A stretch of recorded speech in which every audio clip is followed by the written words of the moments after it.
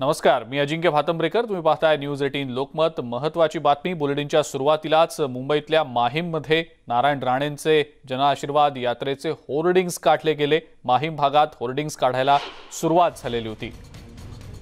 या होर्डिंग्सना शिवसेनेनं कारवाईनं उत्तर दिल्याचं सध्या बोललं जात आहे। मात्र या कारवाई दरम्यान कार्यकर्ते आणि पोलिसांमध्ये वादावादी झाल्याचा प्रकार घडला। मुंबईतल्या माहीम भागामध्ये हे होर्डिंग्स काढायला सुरुवात मुंबई महानगरपालिकेच्या कर्मचाऱ्यांनी अधिकाऱ्यांनी केली होती। पोलीस देखील दिमती लावते। मात्र ही कारवाई होत असताना कार्यकर्ते आणि पोलीस यांच्यामध्ये वादावादी देखील झाल्याचं समोर येत आहे। राणेंच्या दौऱ्याआधीच खरं तर या सगळ्या संघर्षाला सुरुवात झाल्याचं सध्या बोललं जात आहे। नारायण राणे यांच्या जनआशीर्वाद यात्रेला आजपासून सुरुवात होतीये आणि याचबद्दलची अधिक माहिती आपण जाणून घेणार आहोत। सुस्मिता भदाणे आपल्या प्रतिनिधी आपल्या सोबत आहेत सध्या। सुस्मिता, होर्डिंग्स हटवून एक प्रकारे शिवसेनेनं या सगळ्या जनआशीर्वाद दौऱ्याला प्रत्युत्तर दिलंय की काय असंच सध्या तरी बोललं जात आहे आणि फक्त माहीम भागातलेच नाही तर इतरही काही भागांमधले होर्डिंग्स कदाचित हटवले जात आहेत। सुस्मिता, काय नेमकी त्याबद्दलची अपडेट?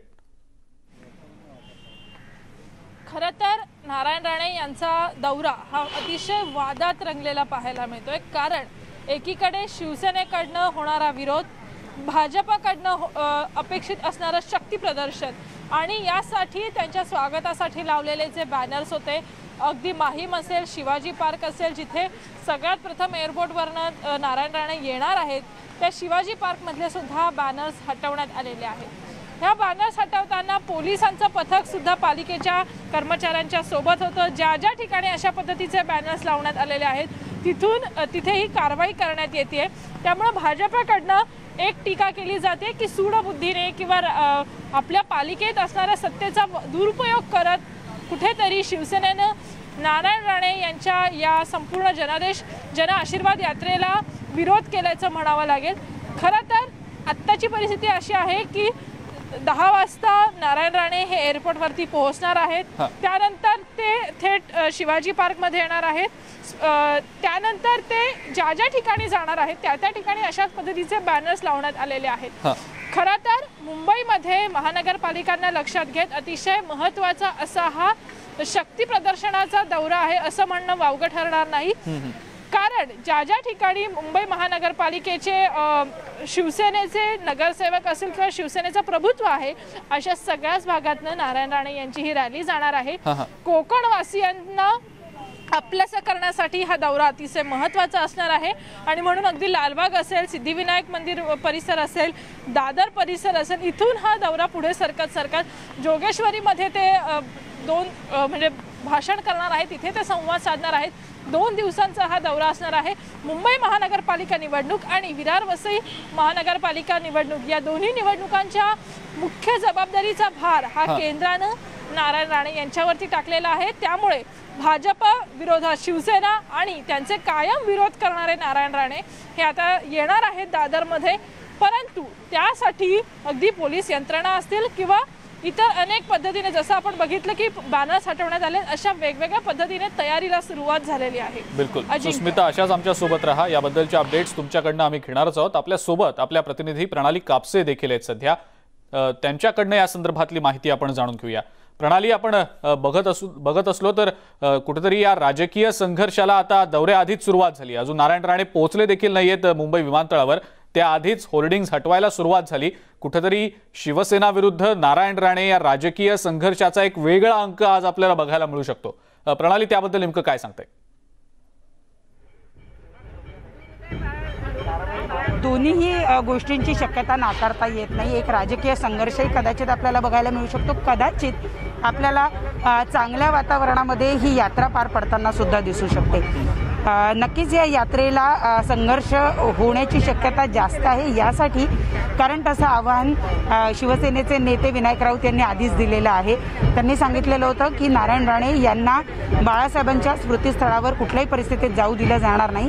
जी माहिती मिळते त्यानुसार अनेक मेसेजेस जे आहेत ते काल रात्रीपासून पसरवले जात आहेत आणि या दादर परिसरामध्ये नारायण राणे यांना जाऊ दिलं जाऊ नये असे हे संदेश आहेत। माहीम विधानसभा क्षेत्रामध्ये हे शिवसेनेचे आमदार आहेत, त्याचबरोबर या भागात सर्वाधिक नगरसेवक हे शिवसेनेचे आहेत. त्यामुळं या परिसरामध्ये जात असताना नेमकं काय होऊ शकेल याचा विचार जो आहे तो नक्कीच पोलीस प्रशासनाने सुद्धा केलेला असेल आणि त्यामुळं सगळी पोलीस यंत्रणा जी आहे ती सज्ज ठेवण्यात आलेली आहे. आता आपण शिवाजी महाराजांच्या पुतळ्याच्या बाहेर आहोत, जे आंतरराष्ट्रीय विमानतळाच्या बाहेर आहे.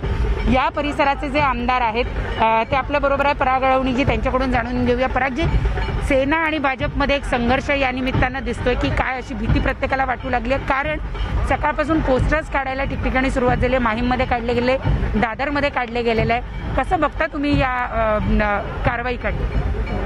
बघा, महानगरपालिकेला एखादी कारवाई करायची असेल तर त्यांनी ती युनिफॉर्मली सर्वांवर कारवाई करावी. जाणीवपूर्वक जन आशीर्वाद यात्रेच्या पोस्टर्स काढत असतील तर मुळात महापालिकेच्या अधिकाऱ्यांना मी हे सांगू इच्छितो की ही जन आशीर्वाद यात्रा आहे. आम्ही जनतेमध्ये जातो आहे आणि त्यामुळे जनतेचा आशीर्वाद या यात्रेला लाभणार आहे. जनतेचा आशीर्वाद घेऊन या देशासाठी काहीतरी चांगलं काम करण्यासाठी मंत्रीगण निघालेले आहेत. पण सेना आणि भाजप हे दोन्हीही पक्ष असे आहेत ज्या पक्षांचे 82 आणि 84 नगरसेवक या महापालिकेत आहे, म्हणजे तोडीस तोड आहे. त्यामुळे या दोन पक्षांमध्ये एक संघर्ष आज बघायला मिळू शकतो, अशी भीती सगळ्यांना वाटायला लागली. मला वाटत नाही यात काही भीतीचं कारण आहे.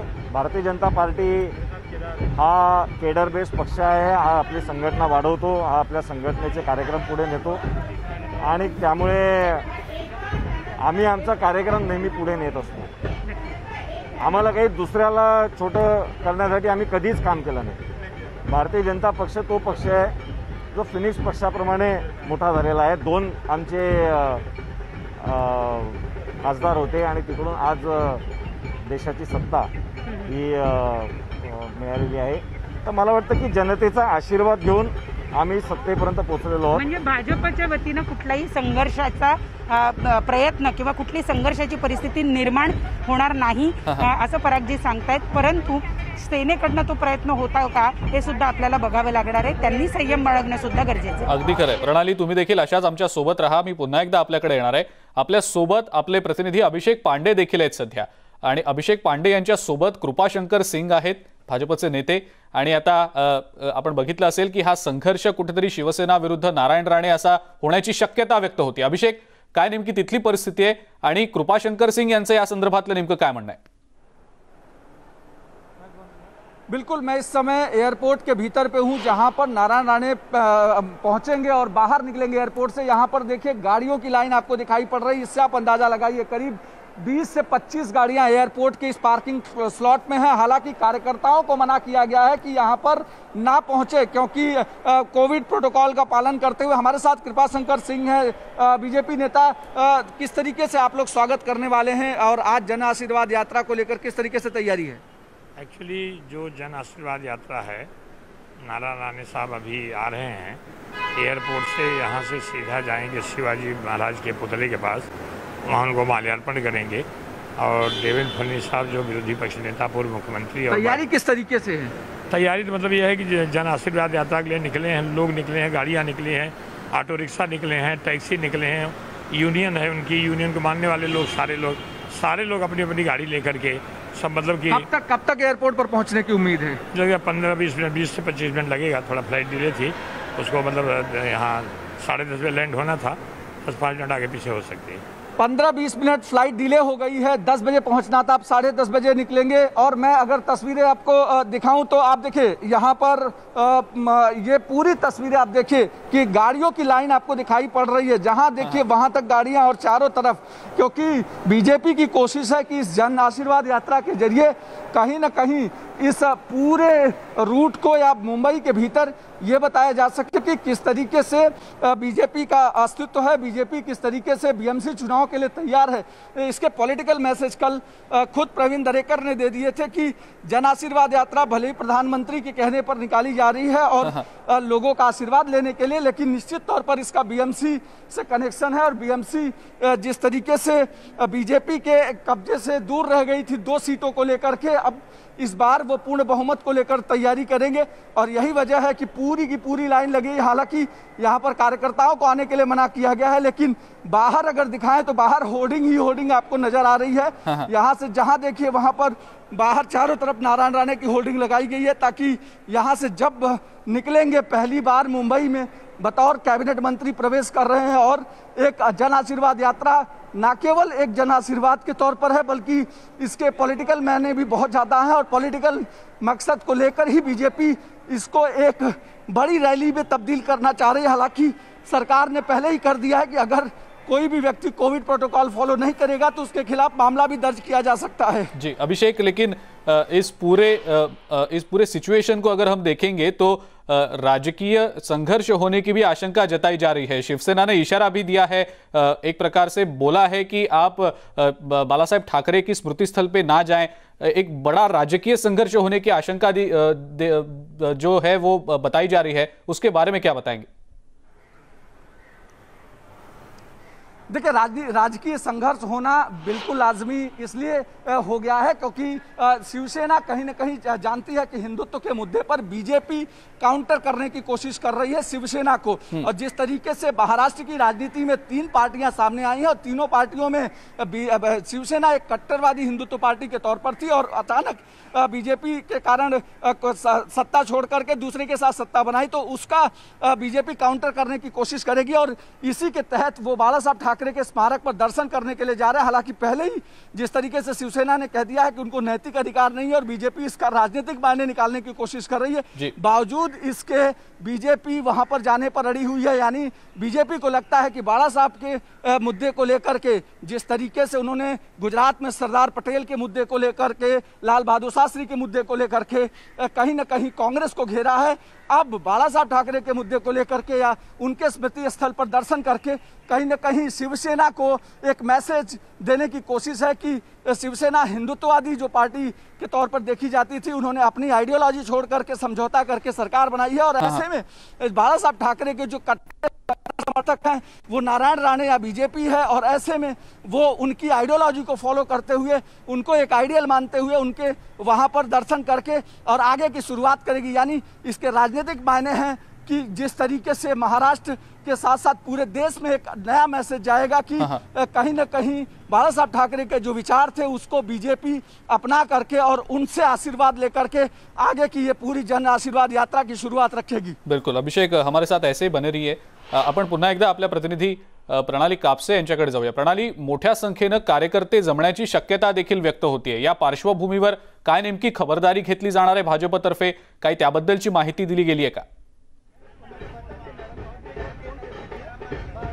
इथे सातत्यानं घोषणा केल्या जात आहेत कार्यकर्त्यांना की त्यांनी गर्दी करू नये। अगदी मोठ्या जे पदाधिकारी आहेत त्यांना सुद्धा सातत्यानं सांगितलं जात आहे की त्यांनी गर्दी करायची नाही आहे। इथं घोषणा दिल्या जात आहेत की जे आलेले आहेत त्यांनी मास्क घालायचा आहे, कुणीही कोविडचे जे प्रोटोकॉल आहे ते मोडायचे नाही, जास्त गर्दी करायची नाही। मगाशी मी सांगितल्याप्रमाणे इथं कार्यकर्ते कमी आणि पोलिसांची संख्या जास्त झालेली आहे। थोड्या वेळातच नारायण राणे हे पोहोचणार आहे, त्यांची फ्लाईट थोडीशी डिले जरी झालेली आहे असं माहिती मिळते की अर्धा तास ती डिले झालेली आहे, त्यानुसार आता ते 10:30 वाजता जर तिथून निघतील तर इथे यायला त्यांना अर्धा तास लागू शकतो। आणि दरम्यानच्या काळामध्ये कोविडच्या नियमांचं सातत्यानं पालन करण्याच्या घोषणा अनाउन्समेंट जी आहे ती भाजपच्या वतीनं केली जाते आहे। त्यामुळं इथं नियमांचं पालन करा हे जरी सांगितलं जात असलं तरी मोठी गर्दी होण्याची शक्यता नाकारता येत नाही, कारण भाजपच्या गेल्या काही वर्षात मुंबईमध्ये वाढलेलं प्राबल्य त्याला एक जबाबदार आहे। त्याच पद्धतीनं महानगरपालिकेच्या निवडणुकीच्या पार्श्वभूमीवर प्रत्येक कार्यकर्ता नेत्याच्या समोर आपलं काहीतरी कर्तृत्व आहे किंवा आपली हजेरी दाखवण्याचा प्रयत्न करत असतो, त्या दृष्टीनं सुद्धा मोठे कार्यकर्ते इथं जाण्याची शक्यता नाकारता येत नाही। खाली मी ढोल ताशावाले दाखवू शकते की त्यांनी सुद्धा कोविडच्या सगळ्या नियमांचं पालन करताना आपल्याला ते दिसत आहेत। सगळ्यांनी मास्क घातलेले आहेत आणि नियमांचं काटेकोरपणे पालन करण्याचा प्रयत्न त्यांच्या मार्फत सुद्धा होतो। इथं पोलीस असतील, कार्यकर्ते असतील, सध्या तरी सगळ्यांनी मास्क घातलेले आहेत ते आपण पाहतो आहोत. परंतु मोठी गर्दी जी आहे ती टाळता येणं भाजपला तेवढंसं शक्य होईल असं दिसत नाही. कारण जी आता एअरपोर्टला गर्दी आहे तो जथ्था पूर्णपणे नंतर या ठिकाणी येऊन मिळणार आहे आणि नंतर इथे या प्रमुख 3 नेत्यांची भाषणं झाल्यानंतर या रॅलीला सुरुवात होणार आहे. त्याच्यामध्ये मुंबई अध्यक्ष मंगलप्रभात लोढा, त्यानंतर विरोधी पक्षनेते देवेंद्र फडणवीस आणि सरतेशेवटी नारायण राणे यांची छोटी छोटी भाषणं होणार आहेत आणि त्यानंतर या जन आशीर्वाद यात्रेला सुरुवात होईल. देवेंद्र फडणवीस त्याला हिरवा झेंडा दाखवतील आणि त्यानंतर ही यात्रा इथून मार्गस्थ होणार आहे. त्यामुळे एक मोठी गर्दी जी आहे ती टाळता येणं थोडंसं कठीण दिसतं आहे. एक व्हॅन आपण पाहू शकतो, त्या व्हॅनवर उभे राहून नंतर नारायण राणे जे आहेत ते या आशीर्वाद यात्रेसाठी निघतील. एक राजकीय पार्श्वभूमी नक्कीच या यात्रेला आहे. त्यातच फेब्रुवारी महिन्यामध्ये मुंबई महानगरपालिकेच्या निवडणुका होणार आहेत. शिवसेना कायमच भाजपला मात देत असताना हा गुजराती मारवाड्यांचा पक्ष आहे किंवा हिंदी भाषिकांचा पक्ष आहे अशा पद्धतीचा आरोप करत असतं आणि भाजपकडे मोठा मराठी माणसाचा चेहरा नव्हता. त्यामुळे आता नारायण राणे जे की कोकण वासी आहेत या कोकणी माणसाचा चेहरा भाजप नक्कीच या निवडणुकीसाठी वापरताना दिसणार आहे आणि त्यामुळे या जन आशीर्वाद यात्रेचा फायदा भाजपला मुंबई महानगरपालिकेच्या निवडणुकीत नक्की होऊ शकतो. भाजपकडे एक मोठा कोकणी चेहरा नव्हता जे ते या महापालिका निवडणुकीमध्ये वापरू शकतील, पण आता थेट नारायण राणेंनाच केंद्रीय मंत्री केलं असल्यामुळे भाजपला आता एक कोकणी मराठी चेहरा मिळालेला आहे आणि केवळ तो नेता या पातळीवर नाही तर मंत्री या पातळीवर नेऊन बसवलेला असल्यामुळं आणि ते त्यांना शिवसेनेची पार्श्वभूमी आहे. बाळासाहेबांच्या धाटणीमध्ये तयार झालेला तो नेता आहे आणि त्यामुळे या नेत्याचा जितका फायदा आपल्याला या निवडणुकीमध्ये करून देता येईल तेवढा प्रयत्न भाजपच्या वतीनं चाललाय आणि त्यामुळं या यात्रेला एक अतिशय महत्त्व आहे. दुसरा संघर्षाची बाजू या यात्रेला यासाठी सुद्धा आहे कारण नारायण राणे आणि आताचे मुख्यमंत्री उद्धव ठाकरे यांच्यामध्ये कायमच संघर्ष होत राहिलेला आहे. शाब्दिक वाद जे आहेत ते कायम या दोघांमध्ये होत राहिलेले आहे. नारायण राणे आणि राणे कुटुंबियांच्या वतीनं थेट उद्धव ठाकरे, त्यांचे पुत्र आदित्य ठाकरे यांच्यावर सातत्याने टीका होत असते. त्यामुळे हा संघर्ष जो शाब्दिक पातळीवर होता तो आज रस्त्यावर उतरेल का अशी शंका प्रत्येकाला वाटू लागली आणि म्हणूनच एक मोठा पोलीस बंदोबस्त जो आहे तो मुंबई शहरामध्ये ठिकठिकाणी जिथून जिथून नारायण राणे यांची यात्रा जाणार आहे त्या ठिकाणी लावण्यात आलेला आहे. आणि आपण ही यात्रा जर बघितली तर ही यात्रा सुद्धा मराठी कोकणी माणूस ज्या भागामध्ये राहतो त्या भागामध्ये मोठ्या प्रमाणावर काढली जाणार आहे. आणि जे नारायण राणे बाळासाहेबांच्या मृत्यूनंतर कधीही शिवतीर्थावर गेले नाही किंवा बाळासाहेबांच्या स्मृतीस्थळावर गेले नाही, ते आज केंद्रीय मंत्री झाल्यानंतर पहिल्यांदाच मुंबईमध्ये येत आहेत आणि त्यावेळेला ते बाळासाहेबांचा आशीर्वाद घेण्यासाठी तिथं जाणार आहे. त्यामुळे शिवसेनेचा जो विरोध होतोय हा विरोध हा बाळासाहेबांना संकुचित करणारा आहे. बाळासाहेब हे फक्त शिवसेनेपुरते मर्यादित नाही तर ते राष्ट्रपुरुष आहे, ते महाराष्ट्राचे आहे, ते देशाचे आहे.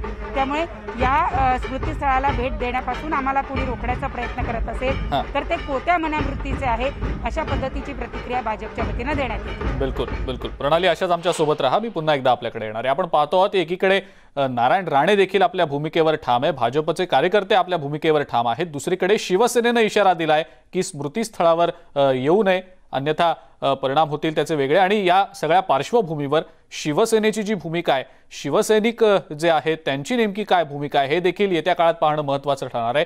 एका ब्रेकची वेळ झालेली आहे. ब्रेकला जाण्यापूर्वी एक महत्त्वाची आठवण करून द्यायची आहे, ती म्हणजे महत्त्वाच्या काही बातम्या तुमच्या बघायच्या राहिल्या असतील तर न्यूज 18 लोकमतच्या यूट्यूब पेजवर जाऊन तुम्ही हे यूट्यूब पेज सबस्क्राईब करा आणि या महत्त्वाच्या बातम्यांचे व्हिडिओज बघायला विसरू नका. ब्रेक घेऊया, ब्रेकनंतर याच महत्त्वाच्या बातमीवर राहूया. बघत रहा न्यूज 18 लोकमत.